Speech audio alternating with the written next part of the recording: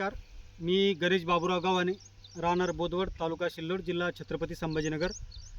तर शेतकरी मित्रांनो, जवळपास मी 2020 पासून शून्य मशागत पद्धतीने शेती करत आहे. तर जेव्हा मी शून्य मशागत पद्धतीने 2020 मध्ये 1 एकरावर शून्य मशागत पद्धतीने शेती केली, तर ती मला फायद्याची वाटली.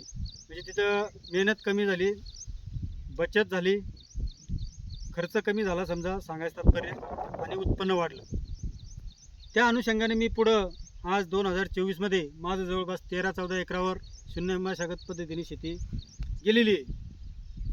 आणि त्यामुळे माझे व्हिडिओ बघून किंवा माझी फोनद्वारे जी माहिती लोकांपर्यंत चालली, तर ते यूट्यूबला माझे व्हिडिओ बघून काही भागातील शेतकरी फोन करतात, काही स्वतः करायचं असलं तर शेतीला भेट देतात.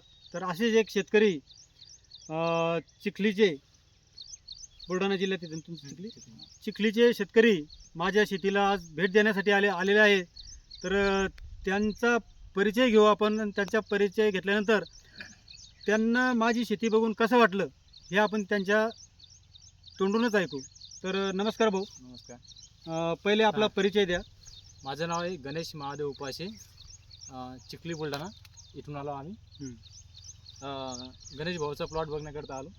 तर शून्य मशागत तंत्र, शून्य मशागत तंत्राने जे बघण्यासाठी आले तुम्ही, तर माझा तुम्ही हा प्लॉटही बघितला, इकडे हा मक्काचा बघितला, आणि आता हा कपाशीचा प्लॉट आहे. अजून तुम्हाला 2-3 प्लॉट दाखवतो मी माझे.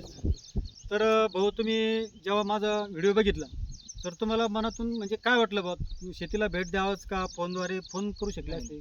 म्हणलं स्वतः पाहिल्यावरच कळते सर्व. बरोबर. मोबाईलमध्ये थोडं एवढं नाही कळत. हां, आणि स्वतः परिचय म्हणजे ओळख परिचय झाला तर आपलं ज्ञान वाटलं, बघितल्याशिवाय कळत नाही माणसाला. तर तुम्ही समजा आता आज रोजी बेड पाडलेले आहे का पाडणार आहे?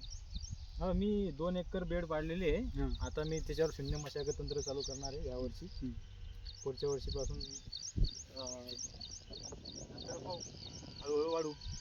तर तुमचं जे आता सुरुवात तुम्ही जे बेड पाडलेले 1 एकर 2 एकर, त्याच्यावर तुम्ही आता सध्या सोयाबीन घेतली. सोयाबीन घेतल्यानंतर तुम्ही कुठलीही मशागत न करता तुम्ही त्याच्यावर डॉलर घेऊ शकता, मक्का घेऊ शकता. तुमच्या पाण्याचा स्रोत जसा असेल तसं तुम्ही घेऊ शकता.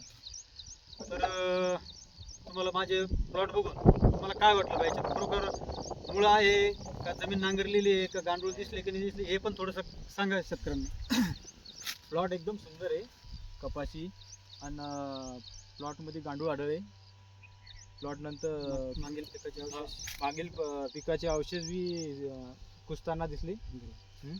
मिरची, आता तुम्ही मका घेतली, मका, डॉलरचे पण, हा, डॉलरचे बी अवशेष आढळले. सुंदर प्लॉट आहे. तर धन्यवाद भाऊ, तुम्ही माझ्या शेतीला भेट दिली. अजून जनजागृती करा लोकांपर्यंत, इतर लोकांपर्यंत तुमच्या शेजाऱ्या बाजारांना सांगा, शून्य मशागत पद्धतीने शेती करावं. ही एक काळाची गरज आहे. कारण प्रत्येक शेतकरी हा मजुरा वाचून परेशान आहे. त्याच्यामुळं तुम्ही करा, आणि इतरांनाही कमी खर्चामध्ये उत्पन्न जास्त. बरोबर. धन्यवाद. नमस्कार.